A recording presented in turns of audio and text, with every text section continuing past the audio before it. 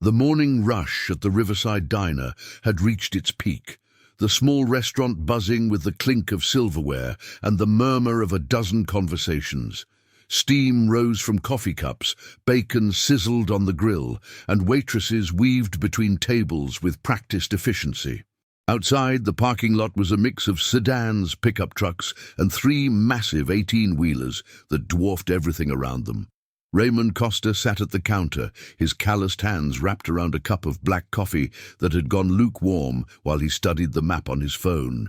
At 47 years old, he had been driving trucks for over 2 decades, and his weathered face told the story of countless nights on the road, of sunrises seen from behind a windshield, of miles that stretched into infinity. His route today would take him from this small town in Ohio all the way to Denver, a journey he had made dozens of times before. But first, breakfast. The eggs and hash browns the waitress had promised were taking longer than expected, and Raymond was getting antsy.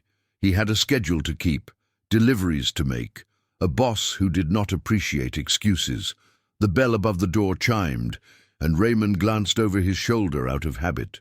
A man walked in, dressed in a tailored suit that probably cost more than Raymond made in a month. Behind him trailed a boy of about 9 or 10, with neatly combed hair and an expression that seemed too serious for someone his age.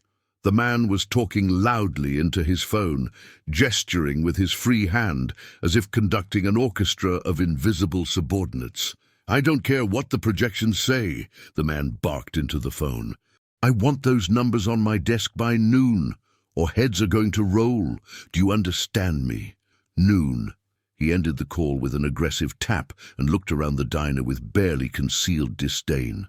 His gaze swept over the truckers at the counter, the elderly couple in the corner booth, the young mother trying to corral 2 toddlers.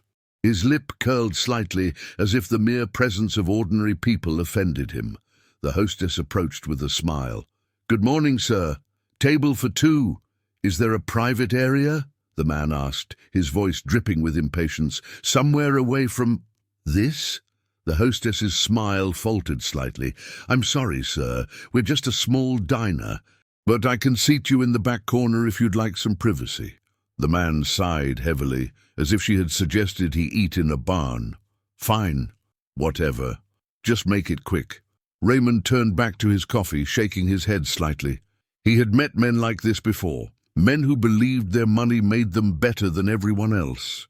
They were a dime a dozen in the world he moved through, executives and businessmen who looked at truckers like they were invisible, like they were less than human. The waitress finally appeared with his breakfast, sliding the plate in front of him with an apologetic smile. "Sorry for the wait, honey. We're slammed this morning. No problem," Raymond said, picking up his fork. "Smells great." He ate quickly, but without rushing, savoring the simple pleasure of a hot meal before a long drive. The diner hummed around him, a symphony of ordinary life that he found comforting in its familiarity. The man in the suit had been seated in the back corner, but his voice carried across the room as he berated the waitress about the menu. "What do you mean you don't have egg white omelets? What kind of establishment is this?" "I'm sorry, sir," the waitress said, her voice strained with patience. "We can do a regular omelette or scrambled eggs or—" "I don't want regular," the man interrupted. "I want egg whites. Is that so difficult to understand?" Raymond caught the eye of the waitress as she retreated to the kitchen, offering her a sympathetic shrug. She rolled her eyes slightly, a silent acknowledgement of the shared frustration that service workers everywhere understood. The boy, meanwhile, sat quietly across from his father, staring at the menu with an intensity that suggested he was trying to disappear into it. He had not spoken a word since entering the diner, and Raymond found himself wondering what it must be like to grow up with a man like that. 30 minutes later, Raymond had finished his meal and paid his bill, leaving a generous tip for the waitress who had dealt with more than her fair share of difficulties that morning. He was just standing up from the counter, reaching for his jacket when it happened. The man in the suit had risen from his table and was striding toward the exit, the boy trailing behind him like a reluctant shadow. In his hand was a cup of coffee, still steaming, that he had apparently decided was not up to his standards. Raymond did not see exactly what triggered it. Maybe he moved too slowly getting out of the way. Maybe the man simply did not like the look of him. Whatever the reason, the result was the same. "Watch where you're going," the man snarled, and then, in a motion that seemed almost deliberate, he thrust the cup forward. The hot coffee hit Raymond square in the chest, soaking through his flannel shirt and scalding the skin beneath. He gasped, stumbling backward, knocking against the counter as the liquid burned its way through the fabric. The diner went silent. Every head turned. Every conversation stopped. For a long moment, Raymond just stood there, steam rising from his soaked shirt, pain blooming across his chest. He looked at the man in the suit, who was staring back at him with an expression of cold contempt. "Maybe next time you'll get out of the way faster," the man said. His voice was loud enough for everyone to hear, dripping with satisfaction. Raymond felt the familiar heat of anger rising in his chest, mixing with the burn of the coffee. His hands clenched into fists. 20 years ago, maybe even 10, he would have swung. He would have put this arrogant piece of garbage on the floor and dealt with the consequences later. But he was not 20 years younger. He was 47 with a mortgage and child support payments and a job he could not afford to lose. Assaulting some rich businessman would land him in jail, cost him his commercial license, destroy what little he had managed to build. So instead he just stood there, fists clenched, jaw tight, saying nothing. "That's what I thought," the man sneered. Pathetic. He turned to leave, reaching for his son's hand, but the boy did not move. "Ethan!" the man said sharply. "Let's go." The boy named Ethan stood frozen, his eyes fixed on Raymond. There was something in his expression that Raymond could not quite read, a mixture of horror and shame and something else, something like recognition. "Ethan," the man repeated, his voice rising. "I said let's go." "No." The word was quiet, but it carried across the silent diner like a thunderclap. The man turned slowly, disbelief written across his face. "What did you say?" The boy took a step forward, away from his father and toward Raymond. His hands were trembling, but his voice was steady. "I said no. That was wrong, Dad. What you did was wrong." The man's face reddened. "Ethan, I'm warning you." "You hurt him," Ethan continued, his voice growing stronger. "You threw hot coffee on him. You could have really hurt him. And for what? Because he was in your way." Raymond watched this exchange with growing amazement. The boy could not have been more than 10 years old, yet here he was, standing up to a man who clearly ruled his world with an iron fist. "This doesn't concern you," the man hissed. "This is between me and this trucker. His name is Raymond," Ethan said. Everyone in the diner turned to look at the boy, then at his father, then at Raymond. The silence was absolute. "How do you know his name?" the man demanded. Ethan pointed at the counter where Raymond had left his receipt. "His name was on the credit card slip. I saw it when we walked in. Raymond Costa." The man stared at his son as if seeing him for the first time. "What is wrong with you? What's wrong with me?" Ethan's voice cracked, but he did not back down. "What's wrong with you, Dad? You act like everyone around you is nothing, like they don't matter, like you can treat them however you want just because you have money." Raymond felt something shift in his chest, something that had nothing to do with the coffee burns. He looked at this boy, this child who was risking his father's wrath to defend a stranger, and felt a wave of emotion he could not name. "Ethan," the man said, his voice low and dangerous, "we are leaving, now." But instead of obeying, Ethan reached into his pocket and pulled out a wallet. It was clearly his father's, sleek and expensive-looking. Before the man could react, Ethan opened it and pulled out several bills. He walked over to Raymond and held them out. "I'm sorry," Ethan said, his eyes meeting Raymond's for the first time. "I'm sorry for what my dad did. This won't fix it, but please, take it for your shirt, and for the hospital if you need it." Raymond looked at the money in the boy's trembling hand. It was several $100s, far more than a new shirt would cost. He looked at the boy's face, at the desperate hope in his eyes. "Son," Raymond said gently, "I can't take your father's money. "It's mine," Ethan said. "He gives me an allowance. I've been saving it. Please, please take it." The father had gone pale, his expression shifting from anger to something like fear. "Ethan," he said, his voice suddenly uncertain, "put that away." "No," Ethan said, "not until he takes it." Raymond knelt down, bringing himself to the boy's eye level.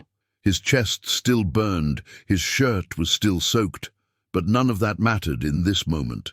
"What's your name?" Raymond asked, though he already knew. "Ethan. Ethan Caldwell." "Ethan," Raymond said slowly, "what you're doing right now, standing up for someone you don't even know, that takes real courage, more courage than most adults have." Ethan's eyes glistened with unshed tears. "My mom taught me," he said quietly, "before she died. She said that how we treat people when no one's watching shows who we really are. But I think how we treat people when everyone's watching matters too." Raymond felt his throat tighten.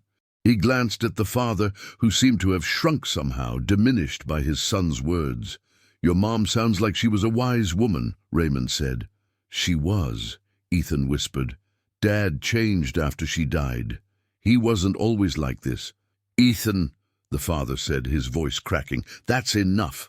Raymond stood up slowly, his knees protesting the movement. He looked at the money still clutched in Ethan's hand, then at the father, then back at the boy. "I'll make you a deal," Raymond said. "I won't take the money, but I will take something else." "What?" Ethan asked. "Your promise. Promise me that you'll keep being who you are right now, that you won't let the world change you into something hard and cruel. Promise me that you'll always stand up for people who can't stand up for themselves." Ethan nodded solemnly. "I promise."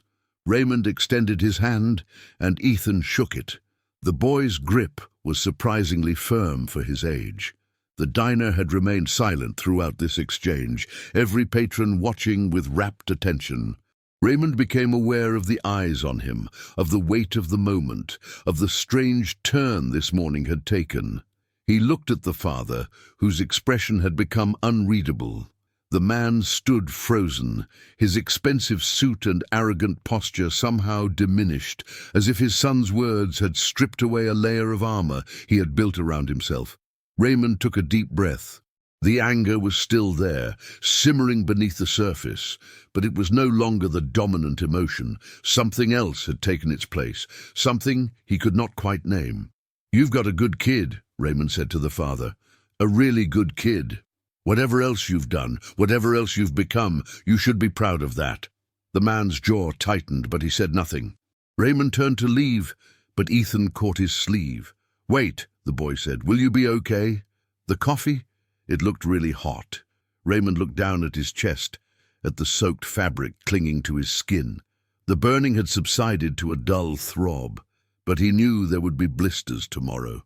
"I've had worse," he said, "and it was not entirely a lie. I'll be fine." But before he could take another step, an unexpected voice cut through the silence. "No, you will not be fine. Not until we make sure." Raymond turned to see an elderly woman rising from a booth near the door.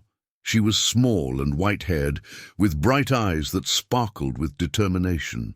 "I'm a retired nurse," she announced, already making her way toward Raymond. "Sit down and let me look at that. Burns can be serious, especially from hot liquid." "Mom, I really need to get on the road," Raymond started, but she was already guiding him back to a seat at the counter. "The road can wait," she said firmly. "First-degree burns can become second-degree if you don't treat them properly. Now sit." Raymond sat. There was something about her tone that brooked no argument. The waitress appeared with a first aid kit, and the elderly woman went to work, gently pulling Raymond's shirt away from the burned skin and assessing the damage. "It's not as bad as it could have been," she announced. "The coffee must have cooled slightly before impact, but you'll want to keep this clean and apply burn cream for the next few days." As she tended to his injuries, Raymond noticed that the father and son were still standing near the door. The man seemed frozen in place, watching the scene unfold with an expression Raymond could not interpret. Ethan broke away from his father and approached the counter. "Is he going to be okay?" the boy asked the nurse. "He'll be fine, dear," she assured him. Thanks to you speaking up. Burns can get infected if not treated properly. Ethan nodded, relief washing over his young features. He turned to his father, his expression hardening again. We should pay for his breakfast, Ethan said, and for the nurse's time, and for the waitress's trouble. The father stared at his son for a long moment. Something was happening behind his eyes, some internal struggle that played out in the tightening of his jaw and the softening of his posture. Finally, he reached into his jacket pocket and pulled out his wallet. He walked slowly to the counter, each step seeming to cost him something, and placed several bills down. For his meal, he said quietly, and for anyone else's who wants it. The diner remained silent, watching this unprecedented moment of, humility, shame, redemption? Raymond was not sure. The nurse finished applying a bandage to the worst of the burns and patted Raymond's shoulder. Change those dressings every day, she instructed, and see a doctor if it starts looking infected. Thank you, ma'am, Raymond said. I appreciate it. The father was still standing at the counter, looking lost in a way that seemed foreign to his expensive suit and commanding presence. Ethan stood beside him, watching and waiting. I should go, the father finally said, but he did not move. Raymond stood up carefully, testing the pull of the bandages against his skin. He looked at this man who had humiliated him, burned him, treated him like nothing, and he thought about what Ethan had said, about how his father had changed after his wife died. Grief does strange things to people, Raymond said quietly, so only the man could hear. It can turn us into someone we don't recognize, but it doesn't have to. You can choose different. The man's eyes flickered a crack in the facade. You don't know anything about me. I know you raised that boy, Raymond said, nodding toward Ethan. And whatever else you've done wrong, you did something right with him. That doesn't happen by accident. For a moment, the man seemed on the verge of saying something. His mouth opened, then closed. Then, without a word, he turned and walked toward the door, gesturing for Ethan to follow. But at the threshold, he stopped. He did not turn around, but his voice carried clearly across the diner. I'm sorry, he said, for what I did. Then he was gone, the door swinging shut behind him. Raymond stood at the counter, staring at the empty doorway, trying to process everything that had just happened. His chest still burned, his shirt was still ruined, and he was now running seriously behind schedule, but somehow, none of that seemed to matter as much as it had an hour ago. The waitress approached him with a fresh cup of coffee and a shy smile. On the house, she said, and thank you. For what? Raymond asked. For not hitting him, she said. I know you wanted to. We all wanted you to. But what happened instead? That was better. That boy, he's going to remember this day for the rest of his life. And maybe his dad will, too. Raymond took the coffee, grateful for the warmth in his hands. He thought about Ethan, about the courage it had taken for a child to stand up to his father like that. He thought about the mother who had taught him those values before she died. He thought about the long road ahead and all the miles he still had to drive. He finished his coffee, left another tip for the waitress, and walked out to his truck. The morning sun was warm on his face, the parking lot quiet except for the distant hum of highway traffic. As he climbed into the cab, he noticed a piece of paper tucked under his windshield wiper. He reached out and grabbed it, unfolding it to find a child's handwriting. Dear Mr. Costa, I'm sorry again for what my dad did. I wrote down our address so you can send me the bill for your doctor if you need one. I meant what I promised. I'll always try to stand up for people. You showed me that being strong doesn't mean fighting back. It means choosing to be better. Thank you for teaching me that. Your friend, Ethan Caldwell. Raymond read the note 3 times, feeling something shift in his chest that had nothing to do with the burns. He carefully folded the paper and tucked it into his shirt pocket, right over his heart.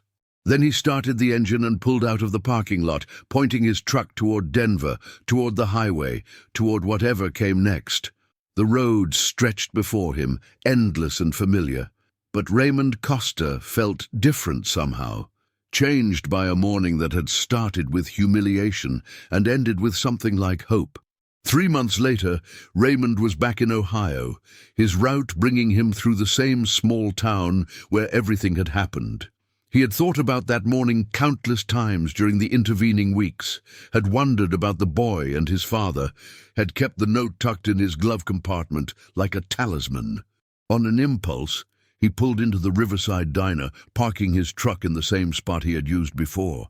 The burns had healed, leaving only faint discoloration on his chest, but the memory remained fresh, as vivid as the day it happened. The diner looked the same, smelled the same, buzzed with the same comfortable energy. Raymond took a seat at the counter and ordered coffee, half expecting the universe to repeat itself. Instead, the door opened, and a small figure walked in alone. Mr. Costa. Raymond turned to find Ethan Caldwell standing in the doorway, his eyes wide with surprise and delight. "Ethan," Raymond said, rising from his seat, "what are you doing here?" "I come here sometimes," Ethan said, walking over to join him at the counter. "My grandma lives nearby. She brings me here for pancakes on Saturdays." He looked older somehow, despite only 3 months having passed. There was something more settled in his features, more confident in his posture. "How have you been?" Raymond asked. "Good," Ethan said, climbing onto the stool beside him. "Really good, actually. Things are better. With my dad, I mean." Raymond felt a cautious hope rise in his chest.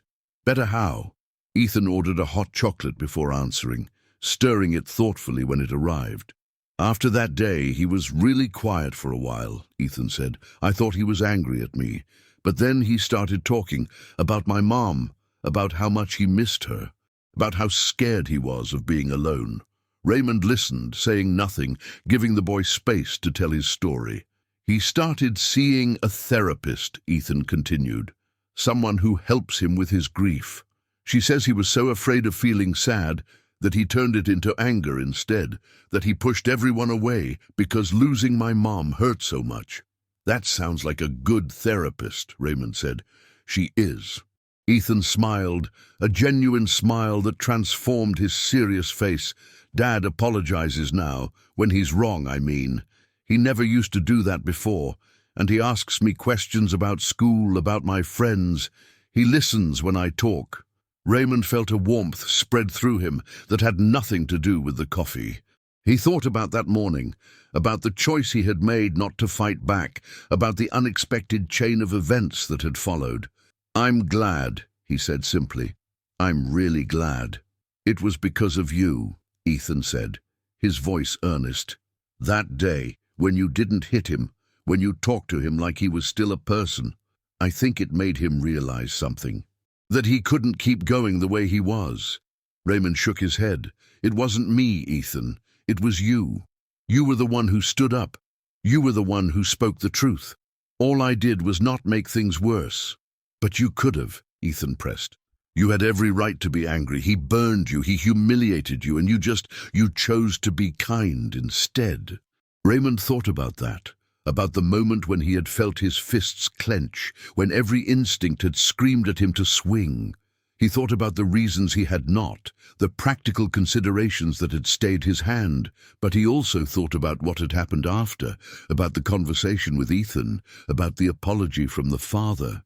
"Sometimes," Raymond said slowly, "the hardest thing isn't hitting back. It's stopping yourself from hitting back.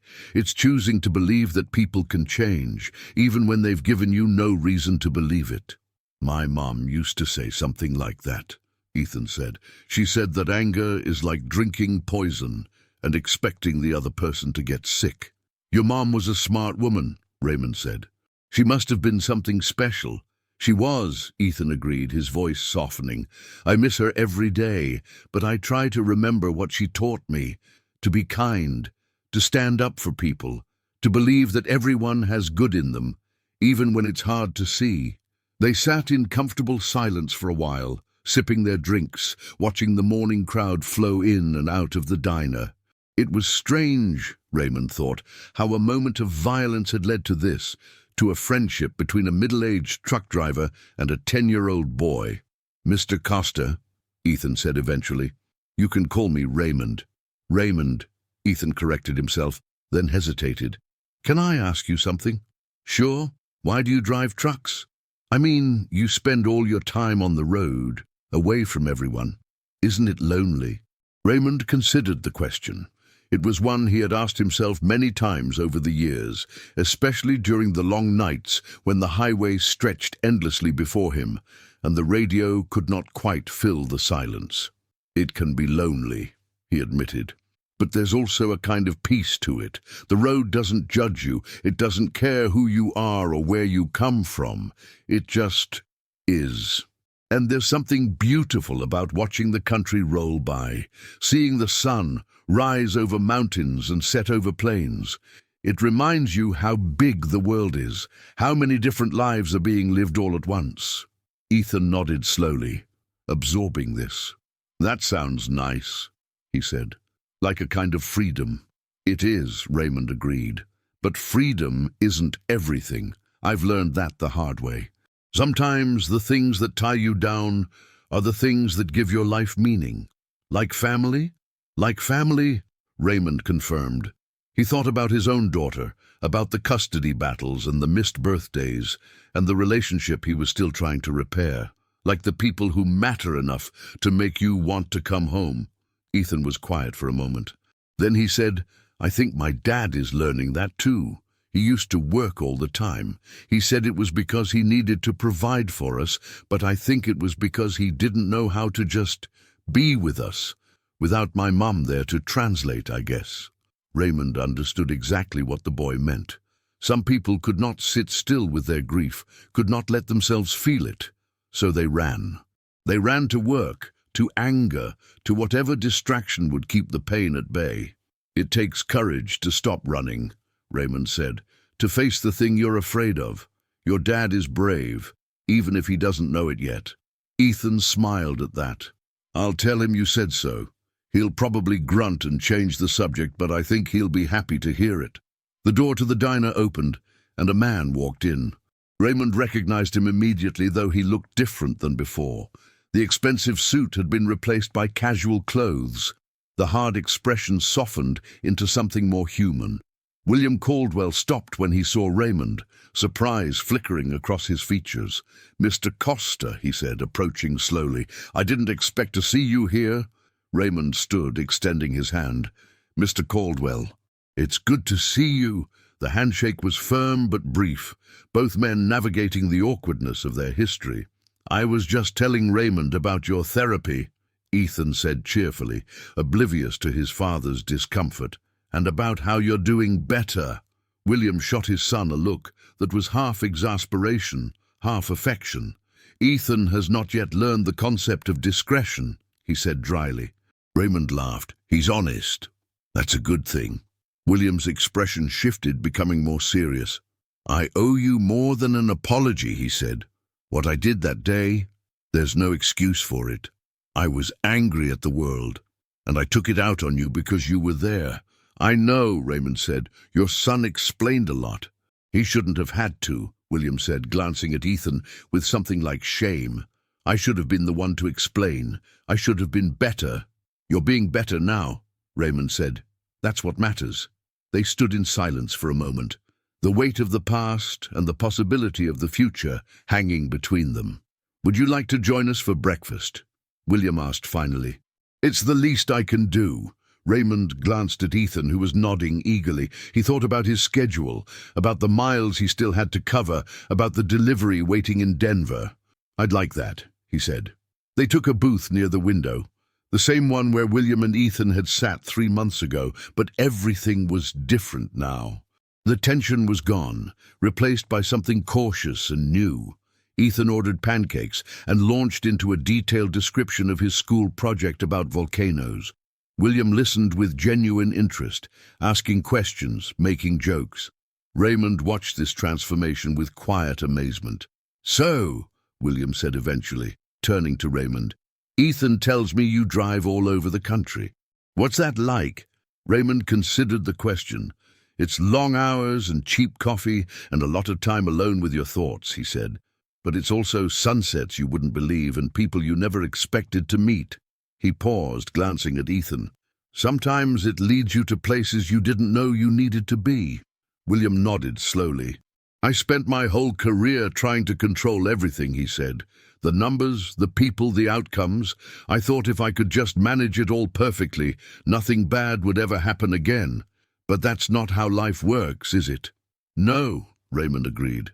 "Life happens whether you're ready or not. The only thing you can control is how you respond to it." The pancakes arrived, and the conversation shifted to lighter topics: sports, weather, the best truck stops between Ohio and Denver. By the time the meal was over, Raymond felt like he had made 2 new friends, as unlikely as that seemed. As they walked out to the parking lot, Ethan tugged on Raymond's sleeve. "Will you come back?" the boy asked. "Next time you're driving through?" Raymond looked at the hopeful face, at the father standing awkwardly behind him, at the diner where so much had changed. "Count on it," he said. William extended his hand again, and this time the handshake was warmer, more genuine. "Thank you," William said quietly, "for what you did that day, for not hitting me, for talking to me like a person instead of a monster." "You're not a monster," Raymond said. "Just a man who was hurting. There's a difference." William's eyes glistened for a moment before he blinked it away. "I'm trying to remember that," he said. "Every day, I'm trying." Raymond climbed into his truck and started the engine. Through the window, he could see Ethan waving enthusiastically while William stood beside him, one hand resting on his son's shoulder. It was such a simple image, a father and son standing together, but Raymond knew how much it represented, how much pain and growth and courage had gone into making that moment possible. He waved back, then pulled out of the parking lot and onto the highway. The road stretched before him, endless and familiar, but Raymond Costa no longer felt alone on it. He carried with him the memory of a boy who had stood up when it mattered, of a father who was learning to be human again, of a morning that had started with violence and ended with hope. His phone buzzed with a text. He glanced at it at the next red light. It was from his daughter, Sarah. "Dad, can we talk this weekend? I've been thinking a lot about stuff, about us. I want to try again if you do." Raymond felt his eyes sting with unexpected emotion. He typed back carefully, aware of how much each word mattered. "I'd like that more than anything. I love you, sweetheart. Call me whenever you're ready." The light turned green, and he pressed the accelerator, the truck rumbling forward into the morning sun. Sometimes, Raymond thought, the things that break you are the same things that put you back together. The coffee that burns your skin becomes the catalyst for a conversation. The humiliation that brings you low becomes the foundation for something higher. The stranger who hurts you becomes the friend who heals you. Life was strange that way, unpredictable and painful and beautiful all at once. He thought about Ethan's promise, the one he had extracted in the diner that first morning. The promise to stand up for people, to stay kind in a cruel world, to resist the temptation to become hard and bitter. It was a promise Raymond was making to himself now too, every day, with every mile, with every interaction, to choose compassion over anger, patience over frustration, hope over despair. It would not be easy, nothing worthwhile ever was, but he had seen what was possible when people chose differently, when they stepped out of their patterns and into something new. A broken man could heal, a damaged relationship could mend, a moment of cruelty could lead to a lifetime of connection. The highway unfolded before him, mile after mile of possibility. Raymond settled into his seat, turned up the radio, and drove on into whatever came next. 6 months later, Raymond found himself sitting in the front row of a school auditorium, watching Ethan Caldwell receive an award for community service. The boy had organized a fundraiser for a local shelter, raising more money than anyone expected, all because he had seen a news report about families struggling to find housing and decided to do something about it. William sat beside Raymond, dressed casually, but still looking slightly uncomfortable in the plastic auditorium seat. They had become unlikely friends over the past months, meeting for breakfast, whenever Raymond's route brought him through town, exchanging texts about sports and weather and the small victories of daily life. "I still can't believe he did all this," William murmured, watching his son accept the award to enthusiastic applause. "He's 10 years old." 11, Raymond corrected. "His birthday was last month." William smiled. "Right, 11. Still, when I was his age, I was playing video games and avoiding homework. He's out here changing the world." Raymond thought about the boy he had met in the diner, the one who had stood up to his father in front of a room full of strangers. That courage had not been a one-time thing, it turned out. It was who Ethan was, who he was becoming more fully every day. "He learned it from somewhere," Raymond said pointedly. William shook his head. "Not from me. I was too busy being angry at everyone to teach him anything useful." "Maybe not directly," Raymond said, "but you created the space for him to become who he is. You didn't crush it out of him, even when you were at your worst. That counts for something." William was quiet for a moment, watching his son shake hands with the principal and pose for photos. "His mother," William said finally. "She's the one who planted the seeds. I'm trying not to pull up the flowers." Raymond thought about his own daughter, about the phone calls that had become weekly now, about the plans they were making for her to visit him over the summer. Relationships took time to repair. Trust took even longer. But every conversation, every shared laugh, every honest moment was a brick in the bridge they were building. "That's all any of us can do," Raymond said. "Try not to destroy the good things while we're wrestling with the bad." The ceremony ended, and Ethan bounded over to them, his award clutched proudly in his hands. "Did you see?" he asked, practically vibrating with excitement. "They said I raised more money than any kid in the history of the school. We saw," William said, pulling his son into a hug. "I'm so proud of you, kiddo." Raymond watched the embrace, feeling a warmth in his chest that had become familiar over the past months. These two had come so far from the angry man and the frightened boy he had met in the diner. They were a family again, imperfect but real, held together by love and effort and the daily choice to be better. "Raymond," Ethan said, breaking away from his father, "are you coming to dinner?" "Dad's making his famous spaghetti." Raymond glanced at William, who nodded. "It would mean a lot," William said, "to both of us." Raymond thought about his schedule, about the load waiting for him in the morning, about all the practical reasons he should get on the road. Then he thought about Ethan's face, bright with hope and friendship. He thought about William's quiet invitation, the vulnerability it took to ask. He thought about all the meals he had eaten alone in truck-stop diners, all the nights he had spent in the cab of his truck, counting the hours until morning. "I'd love to," he said. They drove to William's house, a beautiful home in a quiet neighborhood that spoke of success and comfort. But inside, it felt lived in rather than showroom perfect. Toys in the corners, books on the coffee table, a jacket thrown over the back of a chair. Signs of a life being lived, not just displayed. William cooked while Ethan gave Raymond a tour of his room, showing off his collection of books and the model volcano he had built for his science project. "This is the one that won second place at the science fair," Ethan explained. "I wanted first, but Melissa Chang built a working robot, so I couldn't really compete with that." Raymond examined the volcano, impressed by the attention to detail. "Second place is still pretty great," he said, "and I bet Melissa didn't raise money for homeless families." Ethan grinned. "True, but her robot was really cool." Dinner was simple but delicious. Spaghetti with homemade sauce and garlic bread that William admitted he had learned to make from YouTube tutorials. "I never cooked when my wife was alive," William confessed. "She did everything in the kitchen. After she died, Ethan and I lived on takeout for a year before I realized I had to learn." "You're getting good at it," Raymond said, twirling pasta on his fork. "This is better than anything I've had on the road." "That's a low bar," Ethan observed. "Dad took me to a truck stop once.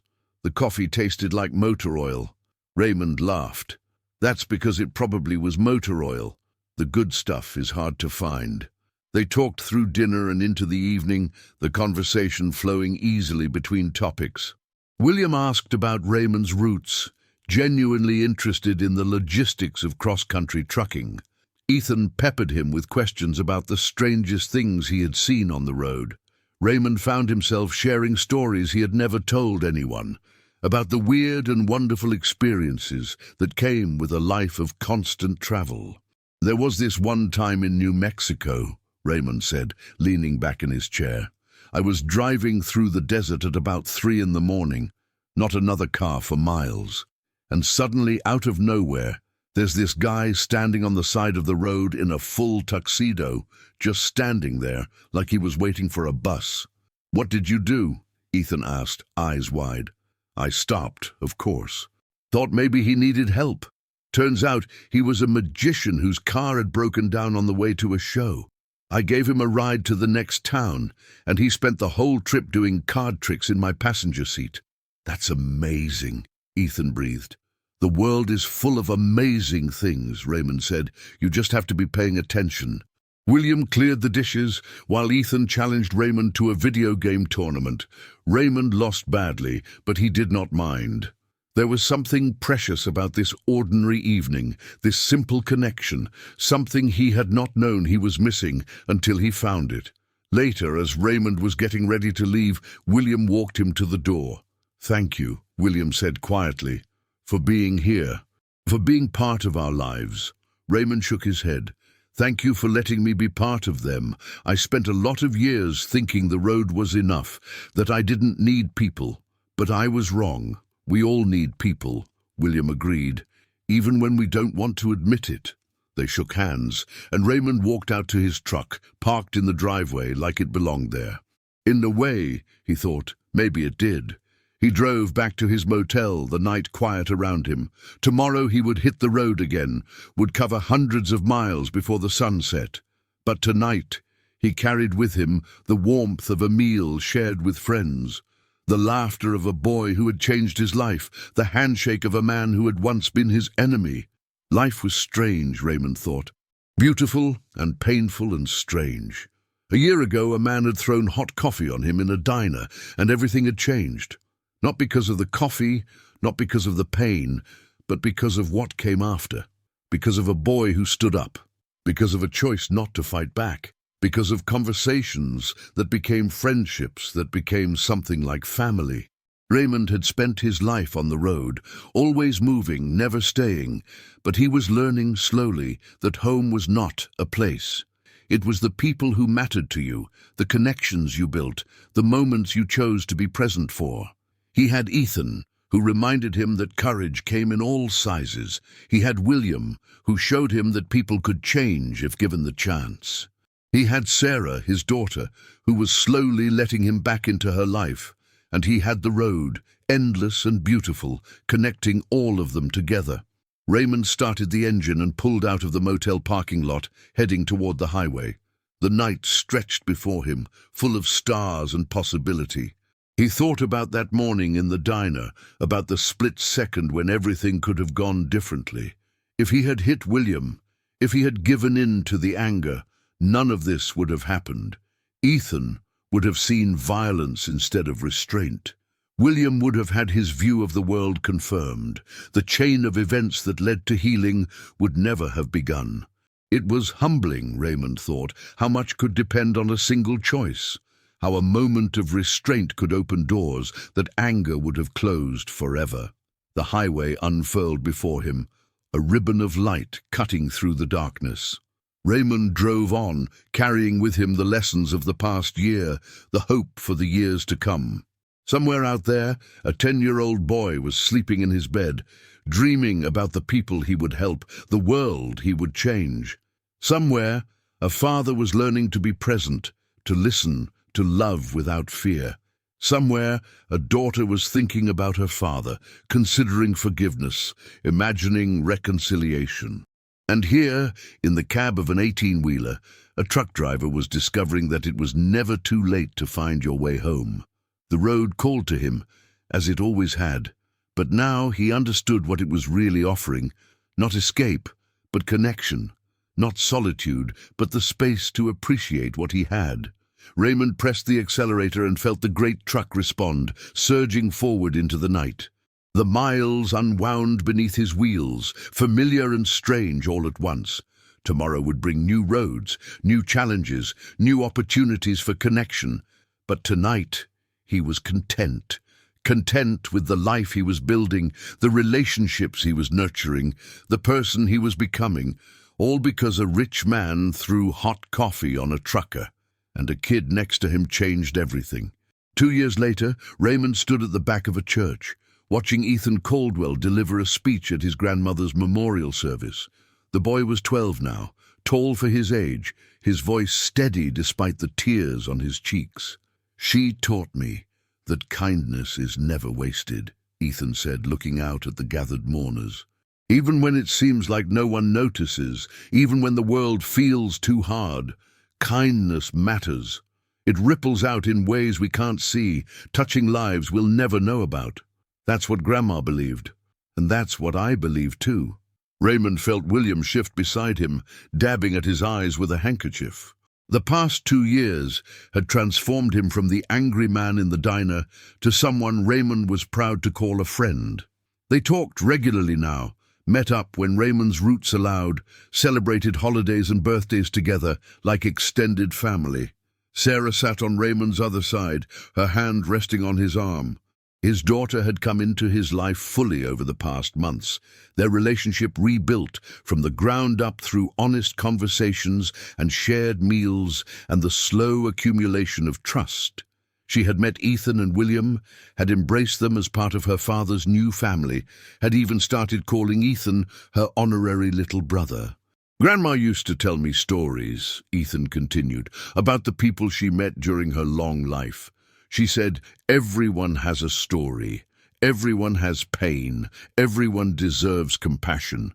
She said the world would be a better place if we all just took a moment to see each other, really see each other instead of rushing past." Raymond thought about the note Ethan had left on his windshield that morning 2 years ago. He still had it, kept safe in a box with his other treasures, the child's handwriting that had promised to stand up for people, to never let the world make him hard. Ethan had kept that promise, had more than kept it. At 12, he had already organized 3 more fundraisers, started a peer mentoring program at his school, and convinced his father to volunteer at the local soup kitchen every month. He was becoming the person his mother and grandmother had hoped he would be, a light in a world that sometimes felt too dark. "I miss you, Grandma," Ethan concluded, his voice cracking. "But I promise to carry your kindness with me every day for the rest of my life. That's the best way I know to honor you." He stepped down from the podium, and William wrapped him in a tight embrace. The congregation murmured their approval, tissues appearing throughout the room. Later, at the reception, Raymond found himself standing alone by the window, watching the autumn leaves fall in the church courtyard. "Penny for your thoughts?" He turned to find Sarah beside him, a cup of coffee in each hand. She offered him one, and he took it gratefully. "Just thinking about how strange life is," he said. 2 years ago, I was just a trucker passing through. Now I'm at a memorial service for a woman I never met, feeling like I lost something too." Sarah nodded, understanding in her eyes. "That's what family does. It expands, incorporates people you never expected, makes their joys and sorrows your own." Raymond looked at his daughter, marveling at the woman she had become, smart, compassionate, forgiving in ways he did not deserve. Their relationship was still healing, still growing, but it was real in a way it had not been for years. "I'm glad you're here," he said. She smiled, leaning into him slightly. "Me too, Dad. Me too." Ethan appeared at their side, his eyes red, but his expression peaceful. "Raymond," he said, "I wanted to thank you for coming. It means a lot." Raymond placed a hand on the boy's shoulder. "I wouldn't have missed it. Your grandmother sounds like she was an incredible woman." "She was," Ethan agreed. "She always said that the best thing anyone could do was leave the world a little better than they found it. Small acts of kindness, everyday choices, that kind of thing." "She was right," Raymond said, "and I'd say you're doing a pretty good job of following her advice." Ethan's face brightened slightly. "I'm trying. Some days are harder than others, but I keep trying. That's all any of us can do," Raymond said. William joined them, looking exhausted but grateful. "Thank you all for being here," he said. "It means more than I can say. Mom loved Ethan so much. She would have been proud of the person he's becoming." "She would have been proud of you too," Raymond said quietly. "The changes you've made, the father you've become, that takes courage." William's eyes glistened, but he nodded. "I'm trying," he said, echoing his son's words. "Every day, I'm trying." They stood together, four people bound not by blood but by something stronger, by shared experience, by mutual support, by the daily choice to be present for each other. Raymond thought about the road that had brought him here, all the miles and years and mistakes. He thought about the morning in the diner, the coffee burning through his shirt, the boy who had stood up when no one else would. That moment had been a crossroads, though he had not known it at the time. A choice between anger and restraint, between isolation and connection, between the person he had been and the person he could become. He had chosen differently that morning, had chosen to listen instead of fight, to see instead of dismiss, to hope instead of despair. And here he was, 2 years later, surrounded by people he loved, part of a family he had never expected to find. Life was strange, Raymond thought. Beautiful and painful and strange, but mostly, if you were lucky, if you kept your eyes open and your heart soft, it was beautiful. The reception wound down, and people began to leave. Raymond helped with the cleanup, carrying dishes and folding chairs alongside William and Ethan and Sarah. It was ordinary work, unremarkable, but it felt important somehow. Like another small act of kindness, another way of showing up. When everything was done, they stood in the parking lot, the late afternoon sun slanting through the trees. "Same time next month for dinner?" William asked. Raymond nodded. "Wouldn't miss it." They said their goodbyes, hugs exchanged all around. Raymond watched Sarah drive away, then turned to his truck, parked at the edge of the lot like an old friend waiting patiently. He climbed into the cab and sat for a moment, looking out at the church, at the falling leaves, at the world going about its business. 2 years ago, a rich man had thrown hot coffee on him, and everything had changed. Not because of the coffee, not because of the pain, because of a boy who stood up, because of a choice not to fight back, because of the connections that formed in the aftermath, spreading outward like ripples on a pond. Raymond started the engine and pulled out of the parking lot, heading toward the highway. The road stretched before him, endless and familiar, full of possibility. He was not alone anymore. He carried with him the love of his daughter, the friendship of William, the admiration of Ethan. He carried the memory of a grandmother he had never met, whose kindness had shaped the boy who had changed his life. The miles unwound beneath his wheels, and Raymond drove on into the gathering dusk. Home was waiting, family was waiting, the future was waiting, bright with promise. And somewhere on all the roads of America, there were other moments waiting to happen, other crossroads, other choices, other opportunities for connection. All he had to do was keep his eyes open. All he had to do was choose kindness. The truck roared on through the evening, a small point of light moving through the darkness.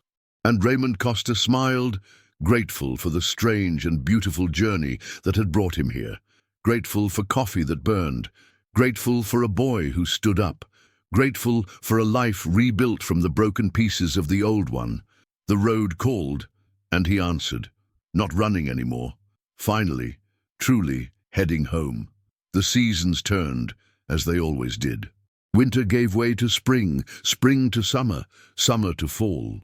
Raymond marked the passage of time not in calendar pages, but in miles driven, in meals shared, in conversations had.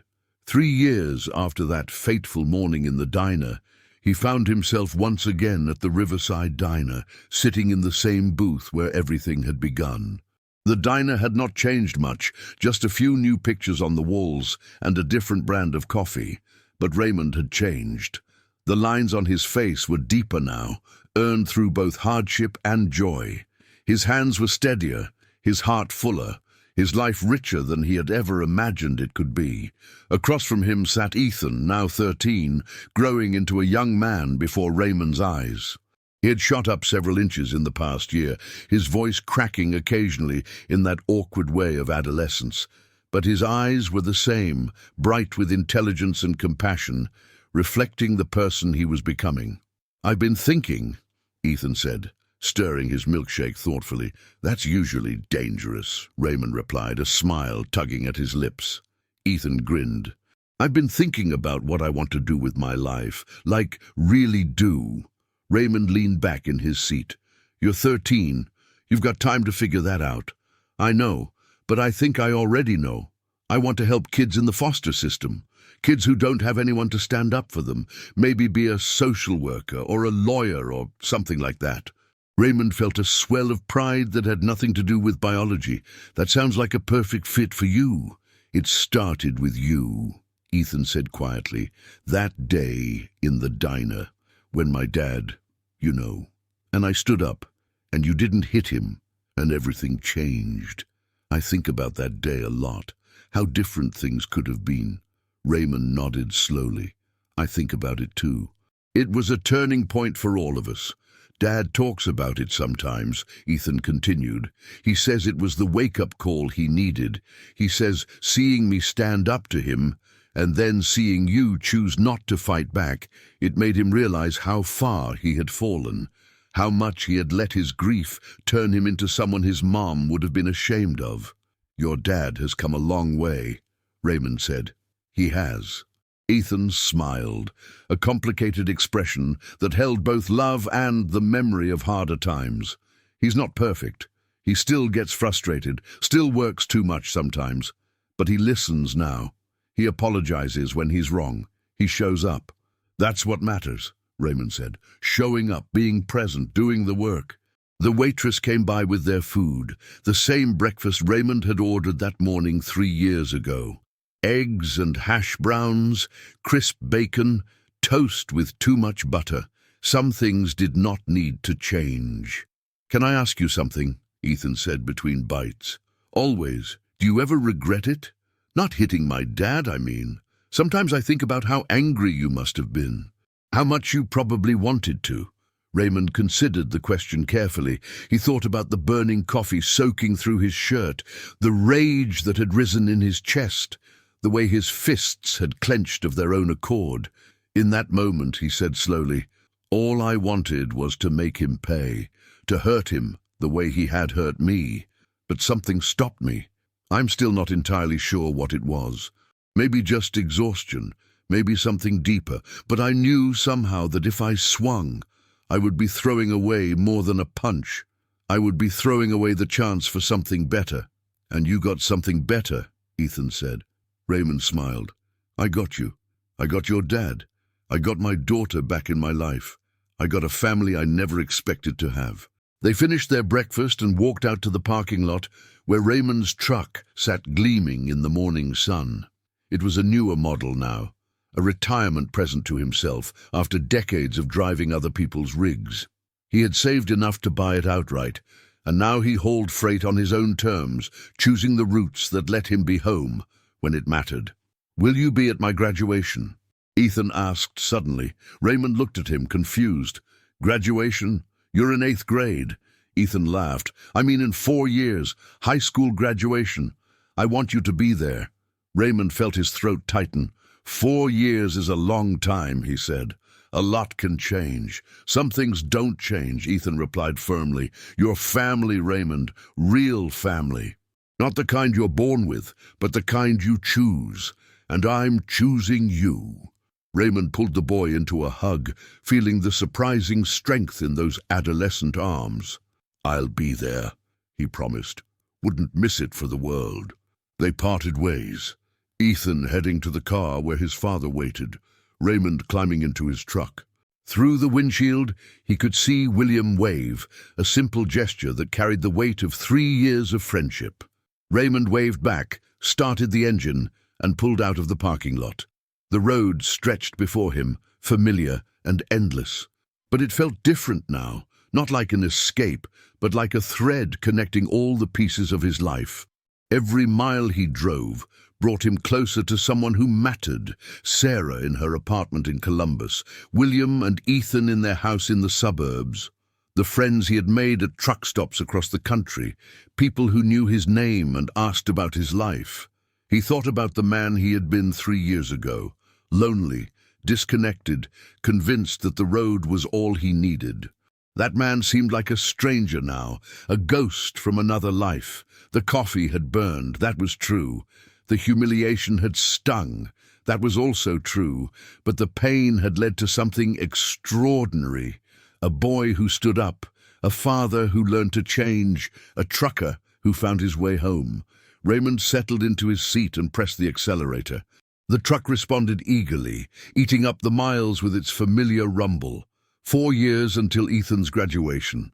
4 years of drives and dinners and conversations. 4 years of watching a brave boy become a remarkable young man. Raymond smiled at the thought. Some journeys were measured in miles, others were measured in years. The best ones were measured in the lives you touched along the way. The highway unfurled before him, a ribbon of possibility stretching toward the horizon. Raymond drove on, carrying with him everything that mattered.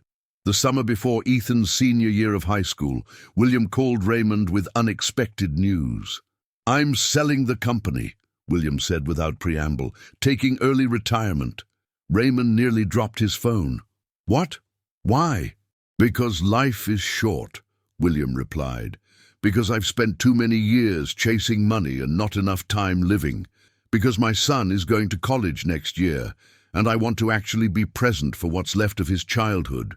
Raymond was quiet for a moment, absorbing this. "That's a big decision, it is.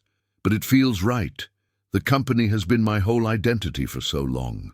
But it's not who I am. It's just what I do, and I want to find out who I am without it."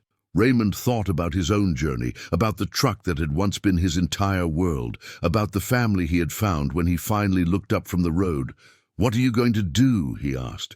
"Travel," William said. "Ethan and I are planning a road trip before he starts college. All the national parks we've never seen, the Grand Canyon, Yellowstone, the Redwoods. We want to experience this country the way you've experienced it." Raymond smiled. "That sounds incredible." There was a pause on the line, and then William spoke again, his voice quieter. "We want you to come with us." Raymond blinked. "What?" "The road trip. We want you to join us, at least for part of it. You know these roads better than anyone, and your family.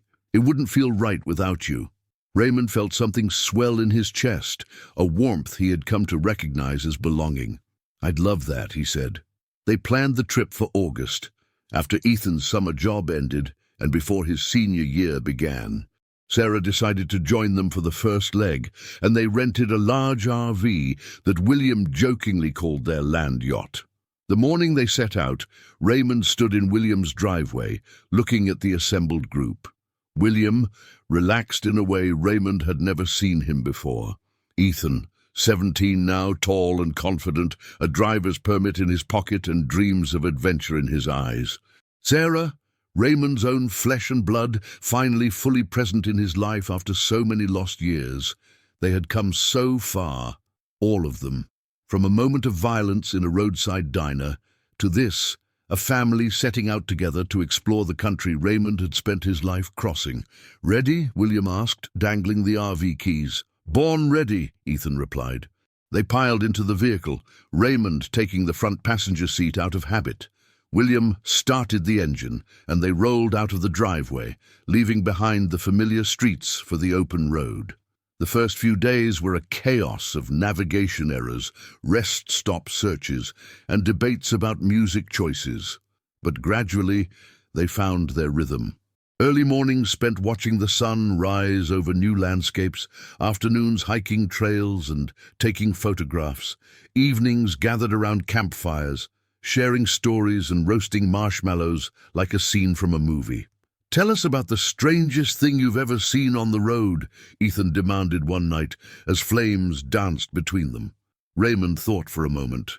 "There was this one time in Nevada," he began, and launched into a tale of a mysterious hitchhiker who turned out to be a retired circus performer. The story was embellished, perhaps, but the laughter it earned was genuine. They visited the Grand Canyon, standing on the rim as the sun set and painted the rocks in shades of orange and gold. They drove through Yellowstone, marveling at geysers and hot springs that seemed to belong to another planet. They walked among the redwoods, necks craned upward, feeling small and insignificant in the best possible way. "My mum would have loved this," Ethan said quietly one evening as they watched the sun sink below the Pacific Ocean. They had reached the coast, the end of the continent, the edge of possibility. "She would have," William agreed, his voice thick. "She always wanted to see the country. We kept planning trips, kept postponing them. There was always a reason to wait." "Don't wait," Sarah said softly. "That's the lesson, isn't it? Don't wait for the perfect moment. Just go."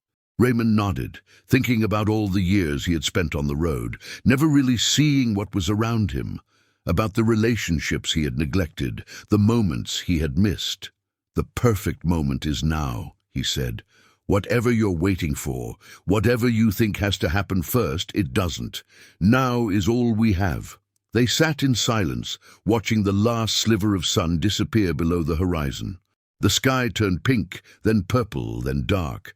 Stars emerged one by one, more than any of them had ever seen. "Thank you," William said finally. "For what?" Raymond asked. "For everything. For not hitting me that day. For giving me a chance I didn't deserve. For being here now, with us. For being family." Raymond felt tears prick at his eyes. He blinked them away, looking out at the star-filled sky. "Thank you," he replied, "for raising a kid brave enough to change my life."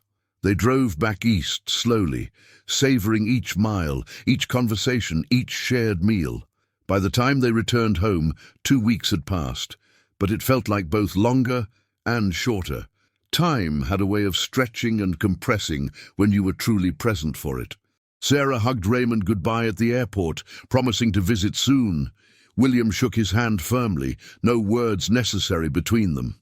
Ethan wrapped him in a bear hug that lifted Raymond off his feet. "Senior year," Ethan said. "Then college, then changing the world," Raymond laughed. "One step at a time, kid. But the steps come fast," Ethan replied, "and I want you there for all of them." Raymond watched them drive away, feeling full in a way he had not known was possible. He climbed into his truck, parked at William's house for the duration of the trip, and sat for a moment in the familiar cab. The road called to him still. It always would. But now he understood that the road was not a destination. It was a connector, a thread linking all the people he loved, all the moments that mattered. He started the engine and pulled onto the highway, pointing toward his next delivery. The miles unwound beneath his wheels, endless and familiar. Raymond drove on, carrying with him the memories of a summer spent with family, carrying with him the lesson that had taken him 50 years to learn. Life was not about the miles you covered, it was about the people who traveled them with you. And Raymond Costa, trucker, father, friend, finally understood what it meant to be home. The road stretched before him, and he smiled. There was still so much to see, so many miles to drive, so many moments to share. He pressed the accelerator and drove into the future, 1 mile at a time, 1 moment at a time. One choice at a time, choosing kindness, choosing connection, choosing love. The truck roared on, a small point of light moving through the vast American landscape, and somewhere ahead, home was waiting. It always was. Ethan's high school graduation arrived on a warm June morning. The football stadium had been transformed into a sea of folding chairs, each one filled with a graduate in cap and gown, their families clustered in the bleachers above. Raymond sat between William and Sarah, his heart swelling with pride. Ethan had grown into a remarkable young man, his childhood courage maturing into a steady, purposeful strength. He had been accepted to his first-choice university, where he would study social work, just as he had planned all those years ago in the diner. When Ethan's name was announced, Raymond rose to his feet, clapping so hard his palms stung. Ethan Caldwell, the Principal Reed recipient of the Community Leadership Award and the Dr. Martin Luther King Jr. Service Medal. Ethan crossed the stage, his smile bright enough to rival the morning sun. He paused at the center, looking out into the crowd until he found them. His eyes met Raymond's, and he raised one hand in a small wave. Raymond waved back, tears streaming down his weathered cheeks. After the ceremony, Ethan made his way straight to Raymond. "You came," Ethan said, as if there had ever been any doubt.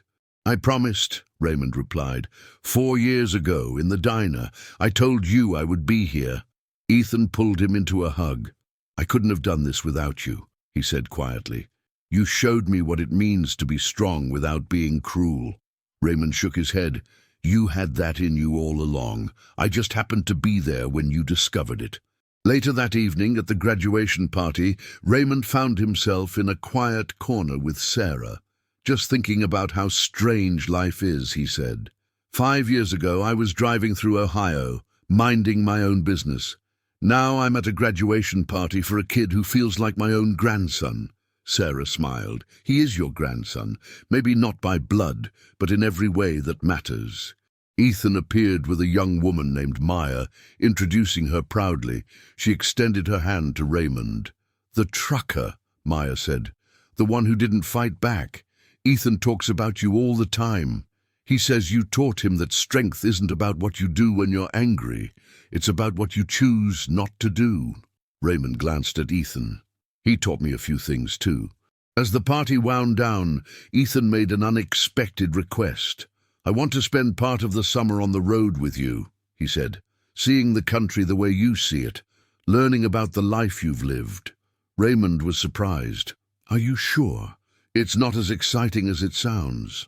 "I'm sure," Ethan said. "You've spent years traveling this country. I want to understand it. I want to understand you." William nodded his approval. "I think it would be good for both of you." "All right," Raymond said finally, "but you have to do it properly. That means early mornings, long days, and truck stop coffee that tastes like motor oil." Ethan grinned. "I wouldn't have it any other way." They set out 2 weeks later, Raymond's truck loaded with its usual cargo plus one eager passenger.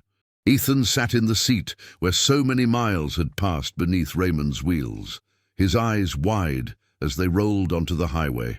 The first few days were an education. Ethan learned about way stations and fuel stops, about the rhythm of long-haul driving, about the unspoken codes of the trucking community. He discovered that there was an entire culture on the highways, a network of people who spent their lives in motion, connected by CB radios and shared rest stops. "Tell me about the people you've met," Ethan asked one evening, as they watched the sun set from the cab of the parked truck. Raymond thought for a moment. "There was a woman in Nebraska," he began, "who had been driving trucks for 40 years, started when it was almost unheard of for women to do this job. She faced discrimination, harassment, all kinds of obstacles, but she never quit, said the road was her freedom and nobody was going to take that from her. What happened to her? Last I heard, she retired to a little house in the mountains, probably still watching the sunrise every morning, remembering all the places she's been." Ethan nodded, absorbing this. "And the magician in the tuxedo, was that story true?" Raymond laughed. "Every word. His name was Alberto, performed in Vegas for 30 years before retiring. We stayed in touch for a while after that night. He sent me a Christmas card every year until he passed away." "Do you think about all the people you've met?" Ethan asked. "All the lives that crossed yours, even briefly?" "All the time," Raymond admitted. "That's the thing about this life. You meet thousands of people, but most of them are just moments. A conversation at a rest stop, a wave from another driver, a smile from a waitress.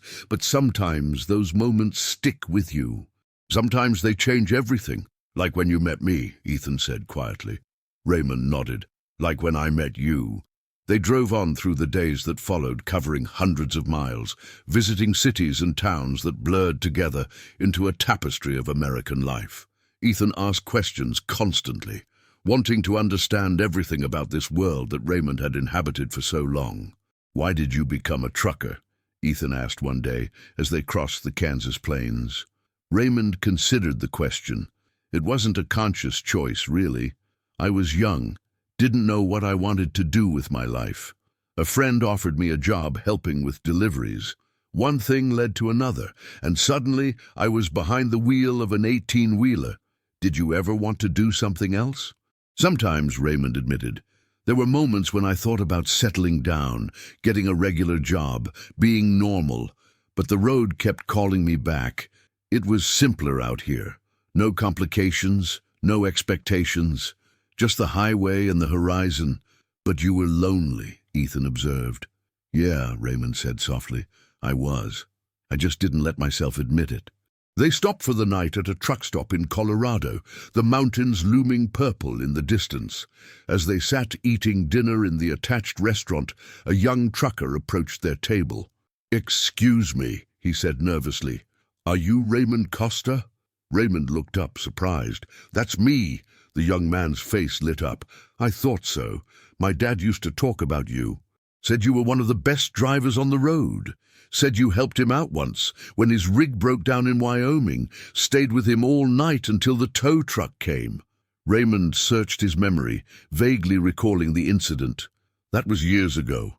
It meant everything to him," the young man said. "He passed away last year, but he always told that story. About the driver who didn't have to stop, but did anyway." After the young man left, Ethan looked at Raymond with a new understanding in his eyes.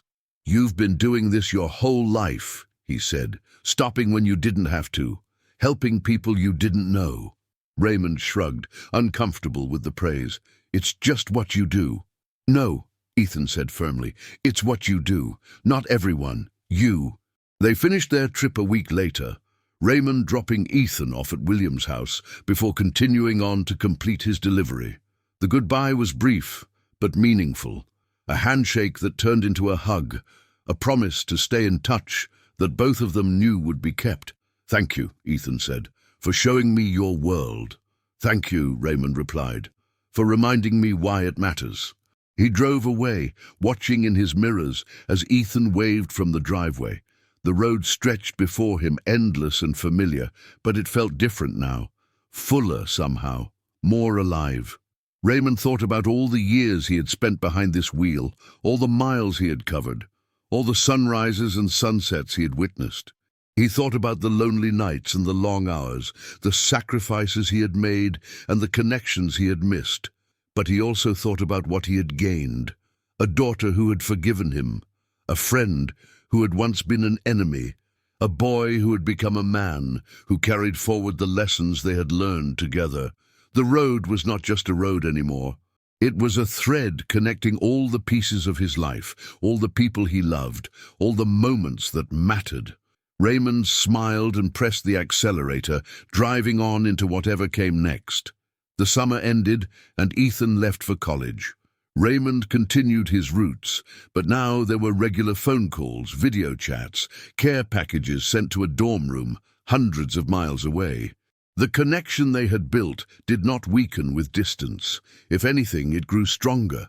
William sold his company as planned and threw himself into new pursuits: volunteering, traveling, learning to be present in ways his previous life had never allowed. He and Raymond met up regularly, their friendship deepening with each passing year. Sarah got married the following spring, a small ceremony in a garden that Raymond walked her down the aisle for, tears streaming down his face as he gave her away to a man who deserved her. Life went on, as it always did. Seasons changed, people grew, connections deepened, and through it all, Raymond drove. Not running anymore, but connecting. Not escaping, but returning. The road that had once been his refuge had become his path to everything that mattered. Years later, when people asked Raymond about his life, he would tell them about a morning in a diner, about coffee that burned and a boy who stood up, about the choice not to swing, not to fight, not to let anger win. He would tell them that the best decision he ever made was the one he almost didn't make. The decision to pause, to listen, to give someone a chance they might not deserve, because that was when everything changed. That was when he found his way home. The road stretched on, endless and beautiful, and Raymond Costa drove forward, carrying with him everyone he loved, 1 mile at a time, 1 moment at a time, 1 choice at a time, forever grateful for the coffee that burned, forever grateful for the boy who stood up, forever grateful for the life that followed. Home was not a place. Home was the people who traveled with you, and Raymond had finally found his.